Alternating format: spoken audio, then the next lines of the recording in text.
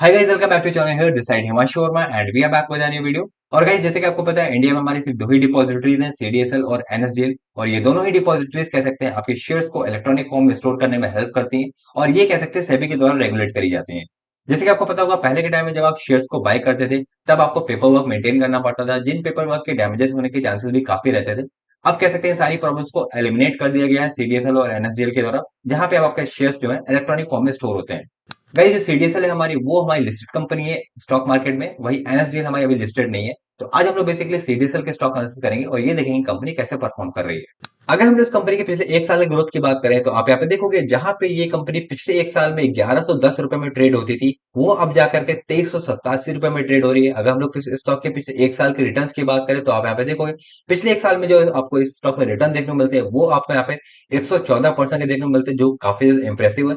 अगर आप इस स्टॉक के ग्राफ को देखेंगे, तो वो आपको यहाँ पे कंटिन्यूअसली कह सकते हैं अप ट्रेंड का ग्राफ देखने को मिलता है। पिछले 5 साल की ग्रोथ की बात करें, तो आप यहाँ पे देखो पिछले 5 साल में जो आपको यहाँ पे रिटर्न देखने को मिलते हैं, वो आपको यहाँ पे 990% के देखने को मिलते हैं, जो काफी ज्यादा इंप्रेसिव है। अगर आप स्टॉक के पिछले 5 साल के ग्राफ को भी देखेंगे, तो वो आपको यहाँ पे कंटिन्यूअसली कह सकते हैं अप ट्रेंड का ही देखने को मिलता है। और हाल ही में गाइस, आपको इस कंपनी में 19% उछाल देखने को मिलता है। और इसके पीछे का रीजन है कि कंपनी ने कह सकते हैं कि अपने शेयर होल्डर्स के लिए बोनस अनाउंस किया है। और ये कह सकते हैं ऐसा पहली बार होगा जब कंपनी कह सकते हैं अपने शेयर होल्डर्स को बोनस इशू करेगी। अगर हम लोग बात करते हैं इस कंपनी के फंडामेंटल्स की, तो आप यहाँ पे देखोगे जो मार्केट कैप हमें इस कंपनी का देखने को मिलता है, वो हमें 24,947 करोड़ का देखने को मिलता है। स्टॉक की पी की बात करते हैं, वो हमें 59 का देखने को मिलता है। अगर हम लोग कंपेयर करते हैं इंडस्ट्री पी से, तो वो हमें 34 का देखने को मिलता है। आरओसी की रिटर्न की बात करते हैं, तो वो हमें 40% देखने को मिलता है। आरओई की रिटर्न की बात करते हैं, वो हमें 31% का देखने को मिलता है। दोनों ही रिटर्न काफी ज्यादा अच्छे हैं। अगर हम लोग बात करते हैं इस कंपनी के डिविडेंड की, जो कंपनी ने इस साल डिविडेंड दिया है, वो सिर्फ 0.67% का देखने को मिलता है।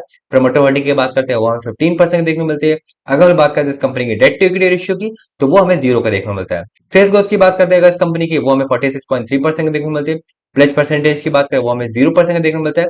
वर्किंग कैपिटल की बात करें अगर हम इस कंपनी की, वो हमें 559 करोड़ की देखने को मिलती है। अगर हम लोग बात करें आरओसी और आरओई के 3 साल के एवरेज रिटर्न की, तो आरओई का जो 3 साल का एवरेज रिटर्न हमें देखने को मिलता है, वो 28.9% का देखने को मिलता है। आरओसी का जो 3 साल का एवरेज रिटर्न जो हमें देखने को मिलता है, वो हमें 36.7% देखने को मिलता है। अगर हम लोग बात करते हैं इस कंपनी के सेल्स या रेवेन्यू की, वो आप यहाँ पे देख सकते हो बढ़ते हुए देखने को मिलते हैं। जो इस साल हमें रेवेन्यू देखने को मिलता है, वो हमें 812 करोड़ का देखने को मिलता है। ऑपरेटिंग प्रॉफिट मार्जिन की बात करते हैं, वो भी आपको यहाँ पे बढ़ते हुए देखने को मिलता है। जो इस साल हमें ऑपरेटिंग प्रॉफिट मार्जिन देखने को मिलता है, वो हमें 60% का देखने को मिल रहा है। अगर हम बात करते हैं इस कंपनी के नेट प्रॉफिट की, तो वो भी आपको यहाँ पे बढ़ते हुए देखने को मिलता है। जो इस साल हमें नेट प्रॉफिट देखने को मिलता है, वो 420 करोड़ का देखने को मिलता है। ईपीएस की बात करते हैं, तो ईपीएस भी इंक्रीज हुए हैं, और जो इनके ईपीएस हमें जो इस साल देखने को मिलता है, वो हमें 40 का देखने को मिलता है। अगर हम लोग बात करते हैं सीडीएसएल की सब्सिडरीज की, तो आप यहाँ पे देखोगे जो हमारी पहली सब्सिडरी है सीवीएल, ये बेसिकली आपकी first and largest KYC registration agency है कंट्री की, जिसके पास कह सकते हैं 6.5 करोड़ रिकॉर्ड्स है केवाईसी के। जैसे कि आपके ऑनलाइन अकाउंट ओपनिंग के हो गए, जीएसटी रिलेटेड सर्विसेज हो गई, और आधार बेस्ड जो ई केवाईसी सर्विसेज होती है, उन सभी के रिकॉर्ड कह सकते हैं सीवीएल मेंटेन करता है।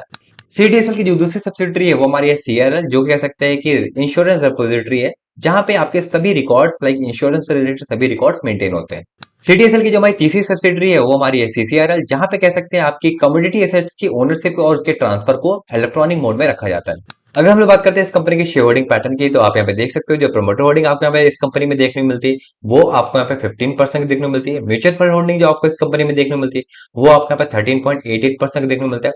फॉरेन पोर्टफोलियो इन्वेस्टर की जो होल्डिंग आपको यहाँ पे इस कंपनी में देखने को मिलती है, वो 11.38% देखने को मिलती है। बैंक और फाइनेंशियल इंस्टीट्यूशन की जो होल्डिंग देखने को मिलती है, वो 0.33% देखने को मिलती है। वही अदर्स की जो होल्डिंग आपको इस कंपनी में देखने को मिलती है, वो आपको यहाँ पे 59.41% देखने को मिलती है।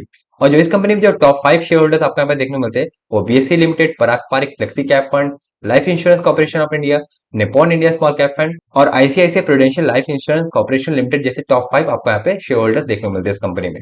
अब बात आती है सबसे इंपॉर्टेंट चीज की, क्या आपको इस कंपनी में इन्वेस्ट करना चाहिए या नहीं करना चाहिए। देखिए, अगर हम बात करते हैं इस कंपनी के फंडामेंटल्स की, तो नो डाउट कंपनी फंडामेंटल काफी स्ट्रॉन्ग है। यहाँ पे आपको अच्छे रिटर्न देखने को मिलते हैं। प्लस कंपनी के पास मोनोपोली एडवांटेज होने की वजह से ये कंपनी काफी ज्यादा इंटरेस्टिंग हो जाती है। आप लोग इस कंपनी के बारे में क्या सोचते हो, आप लोग कमेंट में जरूर बताना। बाकी ये कोई स्टॉक रिकमेंडेशन नहीं है। जब भी आप किसी भी स्टॉक में इन्वेस्टमेंट करोगे, तो आपको अपने एंड से एनालिसिस जरूर करनी है। तो अभी के टाइम में हम लोग इस कंपनी के टेक्निकल एस्पेक्ट को देख लेते हैं कि प्रेजेंट टाइम में आपको शेयर किस प्राइस पॉइंट पर देखने को मिलता है।